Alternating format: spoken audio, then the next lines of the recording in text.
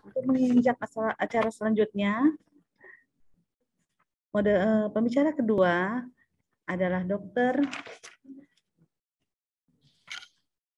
Triyanti Rahayuningsih, spesialis anak konsultan.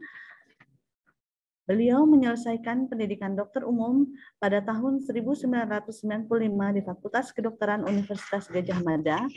Pada tahun 2005 menyelesaikan pendidikan spesialis anak di universitas yang sama, dan pada tahun 2015 beliau lulus sebagai dokter spesialis anak konsultan kardiologi di Universitas Indonesia. Saat ini beliau merupakan dokter kardiologi anak di RSUD Kota Bekasi dan dosen Fakultas Kedokteran Trisakti. Kepada Dr. Triyanti dipersilakan untuk menyampaikan materinya dan diingatkan kembali kepada peserta simposium online hari ini yang memiliki pertanyaan, silakan disampaikan lewat kolom chat yang akan dibahas pada sesi diskusi. Silakan Dr. Tri. Baik, terima kasih Dr. Leli. Assalamualaikum warahmatullahi wabarakatuh.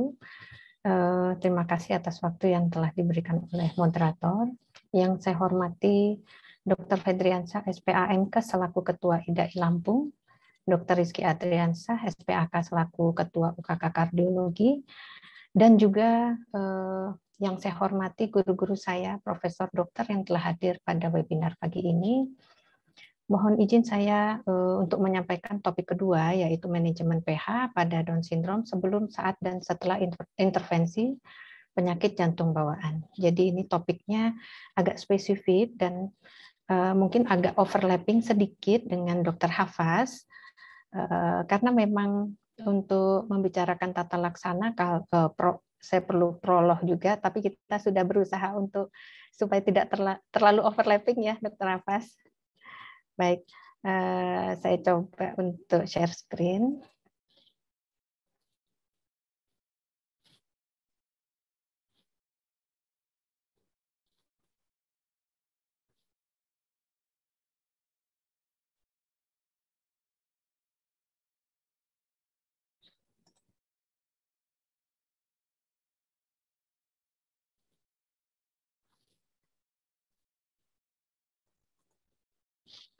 Ya, manajemen pada pH pada Down syndrome sebelum, saat, dan setelah intervensi pada penyakit jantung bawaan. Mengapa topiknya Down syndrome ya? Selain karena dalam rangka Minggu Kesadaran Down syndrome, karena Down syndrome juga merupakan sindrom tersering yang kita temui. Dan tadi seperti sudah disampaikan oleh Dr. Hafaz, memiliki anatomi, fisiologi, dan genetik yang unik ya, karena terkait dengan trisomi 21, sehingga sering memiliki komorbid yang terbanyak adalah penyakit jantung bawaan. Selain secara terkait genetik juga sudah mempunyai tendensi untuk terjadinya pulmonari hipoplasi dan disfungsi endotel. Sehingga hal ini meningkatkan terjadinya pH pada usia neonatus dini maupun pada usia yang lebih tua seiring dengan perkembangan penyakit vaskular paru. Nah, kenapa penyakit jantung bawaan tadi sudah saya sampaikan bahwa ini merupakan komorbid tersering ya pada Down syndrome, dan dia mengakibatkan terjadinya morbiditas dan mortalitas yang besar pada anak Down syndrome, dan ini sudah kita ketahui sehari-hari dalam praktek di rumah sakit ya. Kemudian kenapa manajemen pH sangatlah penting, karena deteksi dini dan penanganan awal dari pH ini dia meningkatkan reversibilitas vaskuler, survival, maupun menurunkan sequel jangka panjang. Dan kenapa intervensi awal penting? Karena intervensi awal yang sesuai waktu juga meningkatkan angka kelangsungan hidup dan menurunkan mortalitas. Definisi tadi sudah disinggung, definisi pH sudah disinggung oleh Dr. Hafaz. Kenapa sekarang kita memakai definisi dengan min tekanan paru lebih dari 20 ya. pada milimeter merkuri ya. Dan ini gold standarnya adalah didapat dengan kateterisasi jantung. Tadi sudah disampaikan kenapa alasannya, karena outcome yang buruk pada pasien-pasien dengan min tekanan paru di antara 20 sampai 25 mm merkuri. Nah, kalau kita membicarakan epidemiologi, di Amerika 1/700 kelahiran hidup ya, tapi kalau di Indonesia berdasarkan data yang saya dapat dari Infodatin itu 0,21% pada kelompok usia 24 sampai 59 bulan. Kemudian insiden PJB pada kelompok Down syndrome ini sangat besar ya, 35 sampai 58%. Dan itu meningkatkan terjadinya PH, apalagi bila disertai dengan penyakit jantung bawaan bisa meningkat sampai 45%. Nah, saya pernah meneliti di PJTR-SCM pada saat saya SP2, data di tahun 2007 sampai 2015, Down syndrome itu yang paling besar adalah kelompok jenis PJB yang atrioventricular septal defect, di mana ada ASD primum dan VSD inlet. Jadi sebesar 32,7%, kemudian diikuti oleh VSD, tetralogi Fallot, ASD, PDA, dan TGA. Kemudian diketahui ternyata dunia juga hampir mirip ya prevalensinya. Kemudian di RSCM kita dapatkan sebesar 77% dari kelompok Down syndrome yang dengan PJB itu mengalami PH. Oke. Jadi cukup tinggi. Dari data diketahui bahwa tingkat kelangsungan hidup pada Down syndrome dengan PJB di 1 tahun, 5 tahun, dan 10 tahun pertama itu adalah 85,5, 74,6, dan 72,9%. Namun tahun-tahun belakangan ini ternyata meningkat, yang 1 tahun menjadi 94%. Dan diketahui ternyata 31% kematian itu terkait dengan jantung. Kemudian dari penelitian di UK, ternyata anak-anak Down syndrome yang sudah mengalami perbaikan pada jantungnya atau operasi koreksi, ternyata prognosisnya lebih baik. Nah, ini tadi juga sudah sempat disinggung oleh Dr. Nafas ya, bahwa faktor-faktor risiko yang meningkatkan terjadinya PH pada DS yaitu adanya hipoplasi paru, kemudian disfungsi endotel, adanya penyakit paru yang didapat seperti pneumonia atau penyakit postkapiler, atau adanya peningkatan stres hemodinamik seperti pasien-pasien Down syndrome yang dengan PJB. Ini tadi juga sudah disinggung oleh Dr. Hafaz bahwa klasifikasi WHO untuk PH ada 5, dan di sini kita fokusnya pada PH yang bersama penyakit jantung bawaan. Apabila tidak ada, dia termasuk dalam kelompok 3 ya, tidak ada PJB-nya.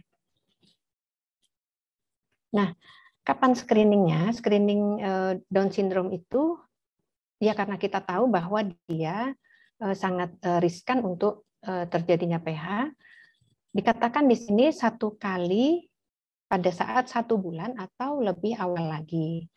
Jadi terkadang pasien-pasien Down syndrome yang lahir di NICU atau di rumah sakit yang cukup besar itu biasanya sudah di screening langsung pada saat usia neonates. Jadi itu sebenarnya sangat membantu anak-anak Down syndrome supaya deteksi lebih awal apa yang terjadi pada jantungnya. Bagaimana mendiagnosis anak dengan PH pada anak dengan Down syndrome, pada anak Down syndrome pastilah harus di-screening dua, yaitu penyakit jantung bawaan dan penyakit paru, karena dua ini sangat dekat dengan anak Down syndrome. Kalau penyakit jantung bawaan, apabila screeningnya abnormal, kemudian dilihat apakah dia terjadi peningkatan aliran darah ke paru yang ditandai dengan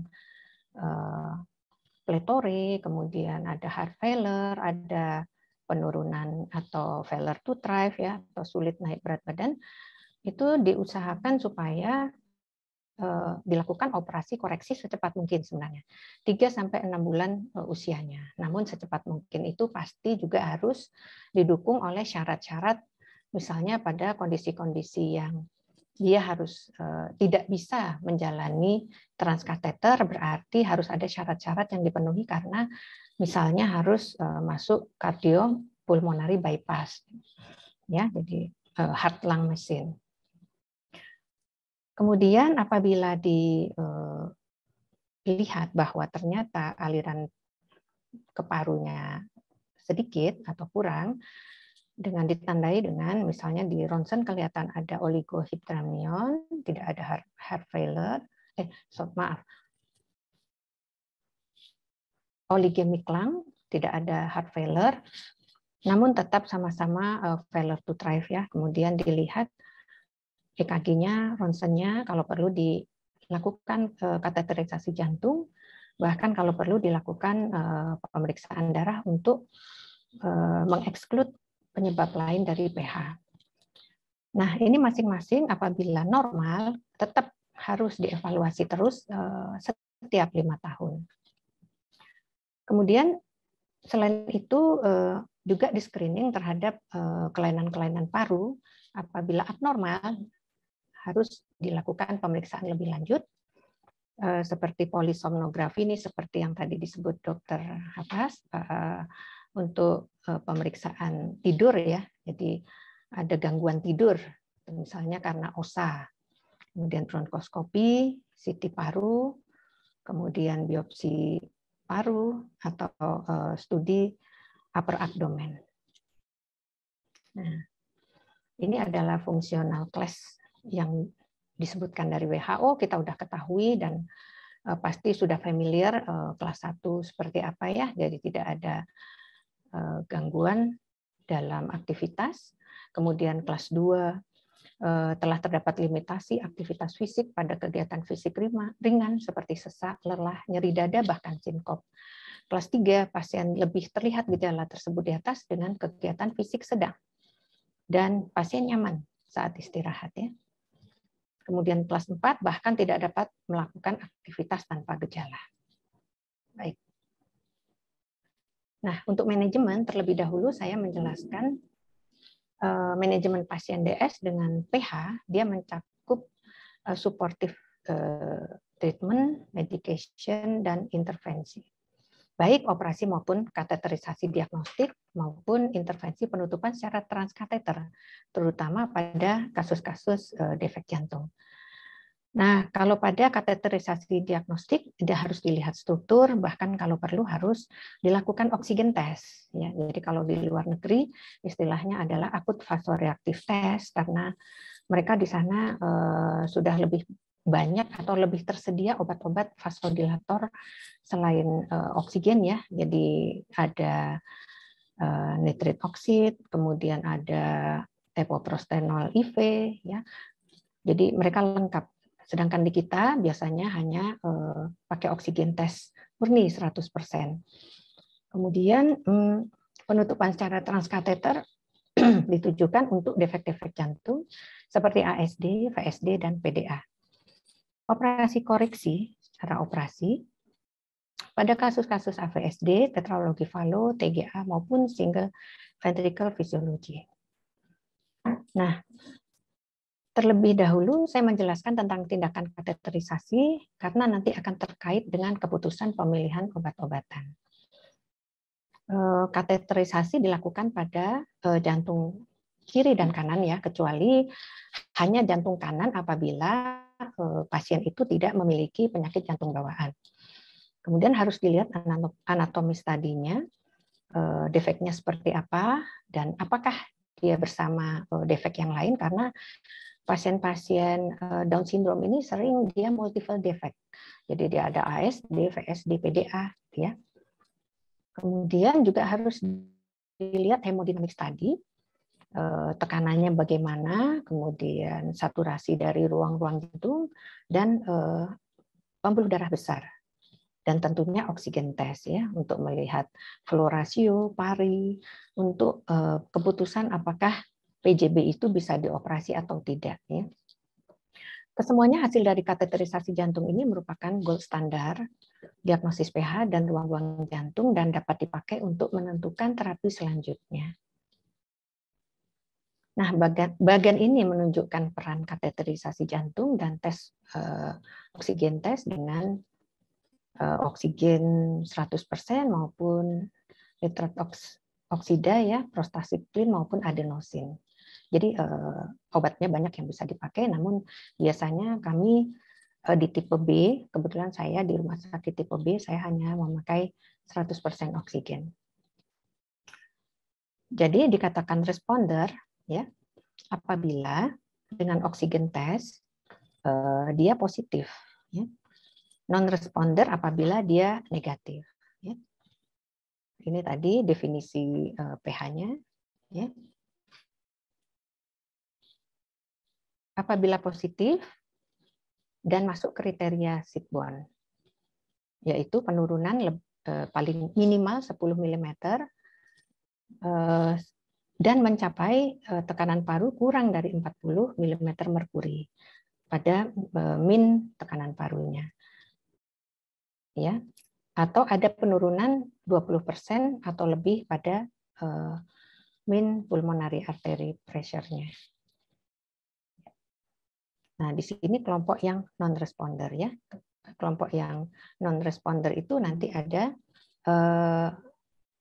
penanganannya lebih lanjut. Nah, di sini lebih jelas lagi ya. Pada bagian berikut, pada pasien dengan defek jantung seperti ASD, VSD, PDA, dengan flow darah QP per QS-nya tinggi ya, dengan failure to thrive, oksigen saturasi lebih dari 95%, dan hanya ada shunt dari kiri ke kanan. Apabila semua ini terdapat, dia boleh operasi langsung ya. Tapi apabila tidak ada, dia harus menjalani kateterisasi jantung. Namun ini juga harus mempertimbangkan usia, besar lesi, dan sindrom yang terkait ya. Nah, dari kateterisasi ini di sini terbagi dari hasil indeks PVR kurang dari 6 Wood unit ya. Kemudian PVR per SVR kurang dari 0,3. Kemudian di sini ada gray zone ya, dengan nilai indeks PVR 6 sampai 8 Wood unit. Kemudian di sini yang lebih dari 8 Wood unit. Nah, pada kelompok yang kurang dari 6, oksigen tasnya adalah opsional, sehingga bisa langsung dilakukan closure shunt, tapi tetap dengan manajemen pH. Nah, pada yang gray zone dan yang lebih dari 8 Wood unit harus dilakukan oksigen test ya. Di sini apabila hasil positif perlu dilakukan manajemen pH yang sebaik-baiknya, kemudian dapat diulangi lagi kateterisasi jantung, dan apabila indeks PVR masih lebih dari 8 Wood unit, operasi apabila dilakukan cukup berbahaya ya, jadi perlu dipertimbangkan untuk dilakukan fenestrasi patch, jadi pada septum atrium itu dibolongin supaya flow dari jantung kanan bisa ke rilis ke jantung kiri. Kemudian yang oksigen tes non reaktif pasti harus langsung ditata laksana dengan target pH terapi ya. Kemudian dievaluasi lagi dengan kateterisasi. Apabila positif ya ini pasti tetap aja high risk surgery ya, dan dipertimbangkan untuk fenestrasi patch pada septum atrium. Apabila negatif, nah inilah yang disebut bahwa ini ke arah Eisenmenger syndrome. Ini adalah saya, anak DS usia 1 tahun dengan berat badan 6,8 kilo saat itu pada saat kami lakukan transkatheter closure PDA. Dengan PDA-nya sebenarnya kecil, besar hanya 1,8, tapi ternyata mean pulmonary artery pressure-nya sudah 41 mm merkuri. Jadi PDA itu akan terlihat apabila akan membebani apabila pada saat sistolik darah diinjeksikan ke aorta ascendens kemudian ke arcus aorta. Lah di sini ada PDA. Nah, ini pasti dia akan masuk ke pulmonary artery. Gitu ya, sehingga ini membebani paru-paru. Nah, ini pasien yang kami lakukan transkateter PDA, ya kita lakukan kanulasi di arteri dan vena femoralis, kemudian dimasukkan kateter pigtail sehingga kita bisa evaluasi ini PDA-nya kita harus hitung ya. Kemudian kita masuk kateter MP di sini lewat IVC ya, ke atrium kanan, ventricle kanan, ke paru ya, sampai crossing PDA dan masuk ke aorta descendant. Kemudian kita ganti kateternya dengan delivery sheet. Kemudian ini device kita masukkan melalui delivery sheet ya, sampai ke aorta descendant ya. Kemudian pelan-pelan kita buka device-nya di arteri descending aorta, kemudian kita tarik di ampula. Apabila sudah pas ya, ini pigtail adalah sebagai guidance kita ya bahwa ini posisinya sudah benar. Nah, apabila sudah pas, kemudian kita lepas alatnya. Ini karena kecil sehingga saya memakai alat ADO 2. Baik. Pada manajemen di sini kelihatan ada bagan ini untuk mengklasifikasikan obat-obatan mana yang dipakai oleh kelompok pH tertentu ya. Pada saat pasien itu dirujuk ke spesialis jantung anak ya kita harus memikirkan obat-obatan awal dulu yaitu diuretik, kemudian spironolakton, apakah perlu tidaknya pemberian oksigen dan antikoagulasi. Kemudian kita bisa melaksanakan tes oksigen tes di sini ya, apabila positif. Nah, ini kita bisa berikan kalsium channel blocker ya, seperti nifedipin, amlodipin ya. Kemudian kita teruskan apabila kondisinya bagus atau perbaikan ya, ini pasti diteruskan kalsium channel blocker. Tapi apabila tidak baik hasilnya, klinisnya perburukan, dia masuk ke obat-obat target terapi ya. Di sini masuk ke kelompok yang lower risk atau intermediate risk ya. Jadi tadi yang positif oksigen tes dapat obat-obatan ini, kemudian yang negatif kelompoknya adalah masuk lower risk atau intermediate risk bisa mendapatkan monoterapi dengan fosfodiesterase 5 inhibitor atau endothelin reseptor antagonis ya secara oral, atau bisa juga kombinasi dengan prostacyclin agonis ya seperti ilopros atau Ventavis. Nah, di sini pasti harus dilakukan assessment lagi ya. Kalau dia perburukan ya pasti larinya adalah ke high risk, di mana di sini obat-obatan yang disarankan adalah golongan prostacyclin agonis yaitu epoprostenol IV maupun treprostinil IV atau sukutan. Namun saya sampai saat ini belum pernah memakai obat-obat ini karena memang saya tidak memiliki di rumah sakit kami. Saya juga kurang tahu nih apakah di tipe A obat-obatan ini tersedia. Namun kalau obat-obatan yang fosfodiesterase 5 inhibitor ya sildenafil itu pasti tersedia sampai ke bahkan ke tipe C rasa saya ya. Nah, untuk tata laksana lanjut dari pasien ini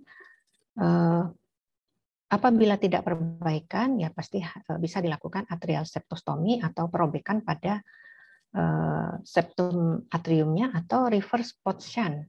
Reverse pot shunt ini dilakukan koneksi secara operatif dari cabang pulmonari arteri kiri ke aorta descendens, atau bahkan transplantasi paru. Namun ya tentunya kita di sini belum bisa melaksanakan. Nah, ini adalah stratifikasi pasien PH berdasarkan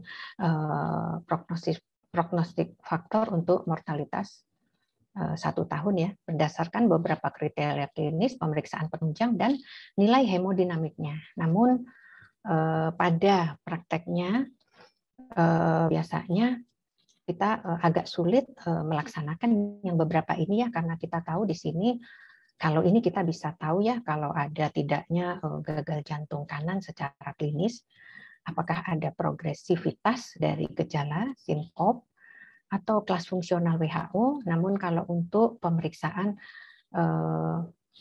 ini adalah 6 menit berjalan ya. Jadi dalam 6 menit itu berapa jarak yang ditempuh gitu, yang bisa ditempuh oleh pasien itu. Kita tahu pasien-pasien kita Down syndrome rata-rata bayi, dan mungkin untuk yang besar yang bisa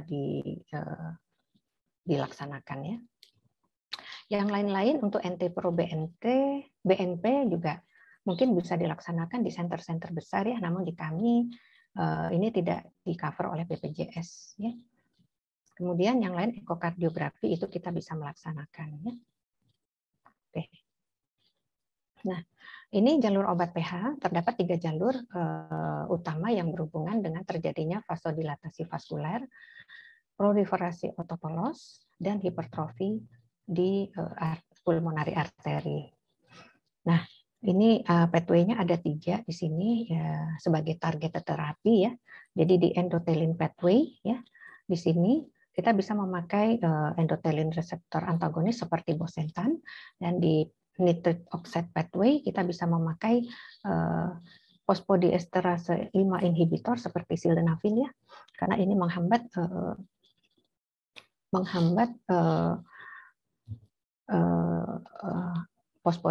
fosfodiesterase tipe 5 untuk memecah siklik GMP.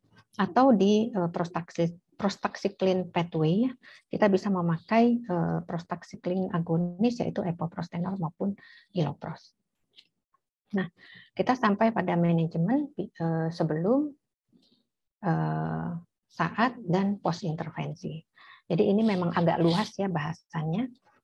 Timingnya mungkin saya mencoba untuk memberikan rentang waktu ya. Kalau before itu mungkin diagnosis sampai sebelum intervensi.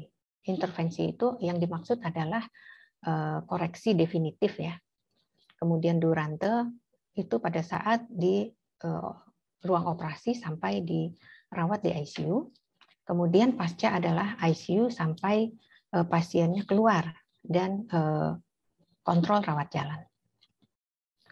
Nah, di sini obat-obatan yang tadi kita sudah singgung bahwa obat-obatan yang bisa dipakai pada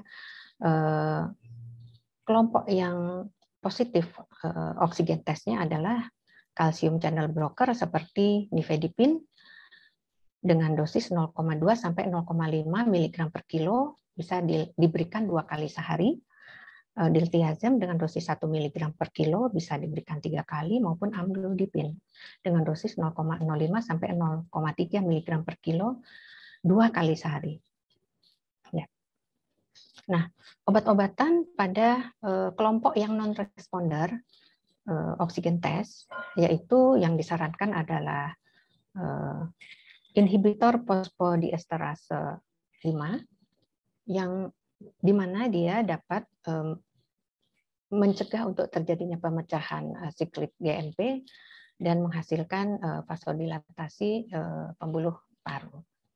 Nah, sildenafil ini sudah di-approve pada anak, bisa berupa tablet ya. Kalau di luar negeri dia ada preparat intravenanya, namun saya di Indonesia belum pernah menemukan. Dan sekarang ini sudah ada preparat sirupnya. Jadi ada Revatio 10 mg per mililiter ya. Dengan dosis sebagai berikut ya. initial dose bisa diberikan 0,125 sampai 0,5 mg per kilo 3 kali sehari atau 4 kali sehari bahkan. Dengan maintenance dose 1 mg per kilo per dos. Kemudian intravena, ya ini mungkin apabila produknya ada ya, seperti di luar negeri ya, atau option lain adalah tadalafil dengan dosis 1 mg per kilo per hari ya. Nah, berdasarkan Persatuan Jantung di Eropa, sildenafil adalah obat lini pertama pada PHD pada anak dengan hasil tes non-reaktif serta pH yang berhubungan dengan penyakit jantung kongenital pada usia lebih dari 1 tahun. Ternyata pasien yang diberikan sildenafil memiliki peningkatan secara statistik pada uji 6 menit ya, yang tadi 6 menit jalan dibandingkan dengan yang ditata laksana dengan placebo. Kemudian dibandingkan dengan placebo, pasien dengan sildenafil mengalami peningkatan setidaknya pada kelas fungsionalnya setelah 12 minggu terapi. Nah, ini adalah kelompok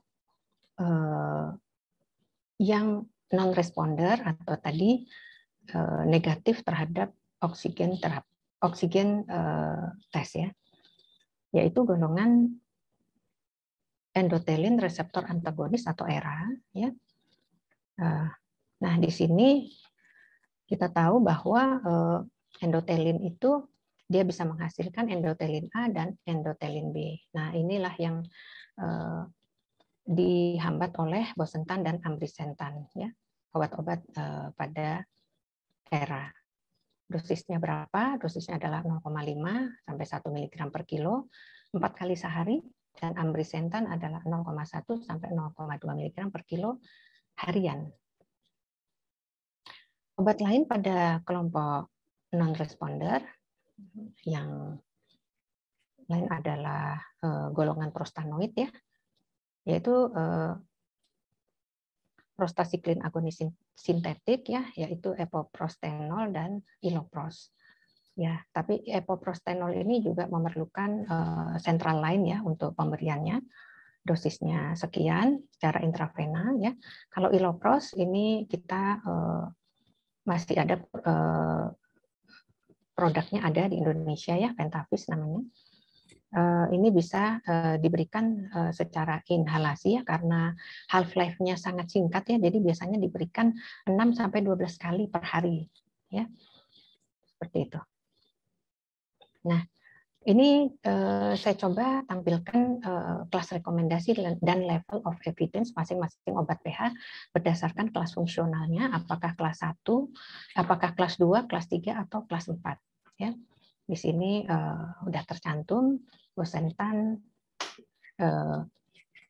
kelas rekomendasinya 1 dan evidence-nya A atau B. Ya. Sildenafil juga sama. Kemudian yang golongan ilopros di 2A, level of evidence-nya C ya pada fungsional kelas 3, pada fungsional kelas 4, ilopros juga sama. Ya. Nah, kita masuk pada manajemen perioperatif dan dipicu. Kenapa penting? Karena pasien-pasien Down syndrome ini yang selalu ditakutkan untuk terjadinya pH krisis durante maupun pasca operasi koreksi dengan cardiopulmonary bypass. Ya. Jadi ini yang sering ditakutkan oleh dokter bedah jantung maupun teman-teman dipicu. Nah, ini berhubungan dengan mortalitas dan morbiditas yang besar ya. Kita tahu bahwa severe pH atau pH berat yaitu min PAP lebih dari 55 mm merkuri. Namun definisi dari krisis pH adalah peningkatan mendadak dari afterload RV atau ventricle kanan dan peningkatan min pulmonary artery pressure di atas min systemic artery pressure. Jadi lebih tinggi parunya ya. Kemudian sudden elevation atau peningkatan MPAP yang mengarah kepada disfungsi ventricle kanan yang mendadak dan terjadinya hipotensi sistemik. Ya. Nah, perioperatif manajemen dari pH ini secara general itu bisa diberikan oksigenasi ya, pasti harus dioptimalkan fraksi oksigennya dan menghindari hipoksia. Dengan cara apa? Mungkin stresor pada anak, gerakan atau apa ya, rasa takut gitu, itu meningkatkan tekanan paru sehingga mungkin perlu diberikan sedasi ya. Juga harus dinormalisasi asam basah anak. Kemudian cairan juga perlu diperhatikan ya. Kemudian kita harus juga mengidentifikasi faktor-faktor yang dapat menyebabkan perburukan secara cepat pada pasien, yaitu SIRS maupun low cardiac output syndrome. Nah, di sini perioperatif manajemen, obat-obatannya yang sering dipakai adalah yang untuk menurunkan afterload ventricle kanan, contohnya secara inhalasi golongan prostanoid ya, atau nitric oxide. Ya. Kalau secara intravena bisa memakai golongan prostanoid epoprostenol maupun treprostinil ya, di mana ini menurunkan rasio PVR per systemic vascular resistance ya. Bisa juga dipakai obat-obatan yang untuk meningkatkan perfusi miokardiak ya, miokardial, inotrop seperti milrinone. Ini saya yakin bahwa milrinone ini hampir kita di tipe B insya Allah ada ya. Kemudian bisa juga dipakai inotrop seperti dobutamin, epinefrin, ataupun vasopresor seperti norepinefrin. Namun norepinefrin ini seyogyanya dipakai dalam pada dosis yang rendah. Nah, ini obat-obatan dan dosis yang dipakai, yang sering dipakai untuk menata laksana pH di PICU ya. Sini kelihatan dosisnya, mungkin nanti bisa dibaca juga ya. Nah, ini adalah rekomendasi terapi akut pH di PICU ya, di krisis-krisis pH. Oksigen bisa dipakai apabila saturasi kurang dari 95 ya. Di sini ada class of recommendation maupun level of evidence-nya. Kemudian prostanoid intravena juga harus dipertimbangkan untuk dipakai pada kondisi-kondisi pH berat ya, dengan rekomendasi 2A dan level of evidence B. Nitric oxide juga dipakai untuk perawatan postoperatif pH pada pasien-pasien yang masuk ke ventilator ya. Dan itu tujuannya untuk menurunkan risiko terjadinya krisis hipertensi. Apabila ada sildenafil intravena juga bisa dipakai ya. Ilopros inhalasi juga bagus untuk pasien-pasien postoperatif pH ya. Kemudian bagaimana evaluasi setelah koreksi penyakit jantung bawaan ya? Biasanya kita lakukan evaluasi pH itu mengikuti kontrol pasien itu rawat jalan. Jadi biasanya kita lakukan 1 minggu, 1 bulan, atau setiap bulan apabila memang pasien itu masih memerlukan pemantauan ya. Apabila pasien itu sudah tidak mengkonsumsi obat-obatan, bisa lebih jarang lagi, yaitu 3 bulan, 6 bulan, dan bahkan tahunan ya. Asesmennya dengan apa ya? Pasti yang mudah adalah dengan ekokardiografi, kalau diperlukan diperiksa lab, atau bahkan bisa dilakukan kembali kateterisasi jantung kanan. Nah, ini tadi slide yang sudah saya tampilkan di awal, tapi ini yang dilihat adalah yang di bawah, bahwa evaluasi pada pasien-pasien DS dengan pH, apabila terjadi perburukan klinis itu bisa kapanpun gitu ya dilakukan ya. Kemudian apabila dia memiliki penyakit paru kronis, itu dapat dilakukan setiap tahun. Apabila dia terdapat episode pH baru, ya harus dilakukan evaluasi inisial. Apabila pH itu dia perbaikan dan terkontrol, ya boleh dilakukan kontrol secara tahunan. Nah, take home message-nya apa? Bahwa deteksi dini dan pH dan penyakit jantung bawaan pada Down syndrome dapat menentukan luaran dan keberlangsungan hidup dan meningkatkan keberlangsungan hidup. Hal ini dibutuhkan kolaborasi dengan dokter anak dan dokter spesialis jantung anak. Down syndrome cenderung mengalami pH lebih awal daripada yang lain karena adanya kecenderungan pada genetik kromosom 21 karena adanya remodeling vaskular paru yang dini. Ekokardiografi masih merupakan alat utama untuk mendeteksi pH karena mudah digunakan dan semoga nanti ke depannya para dokter anak dapat memulai untuk menggunakan ekokardiografi karena deteksinya sangat mudah seperti yang tadi sudah disampaikan Dr. Hafaz. Pada ekokardiografi kita biasanya menilai tricuspid regurgitasinya seberapa berat gitu ya. Oke. Kemudian obat-obatan kalsium channel blocker, fosfodiesterase inhibitor, kemudian endothelin reseptor antagonis maupun prostaglandin agonis dapat dipilih sebagai pengobatan pH berdasarkan kelas fungsional. Kemudian evaluasi pH jangka panjang penting untuk pasien DS. Terima kasih. Saya cukupkan presentasi saya. Terima kasih atas perhatiannya. Saya kembalikan waktu dan tempat pada Dr. Lely selaku moderator. Assalamualaikum warahmatullahi wabarakatuh. Waalaikumsalam warahmatullahi wabarakatuh.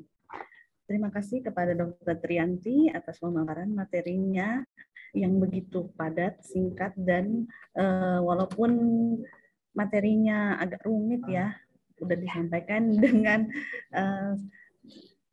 mudah dimengerti, insya Allah ya, Dok ya.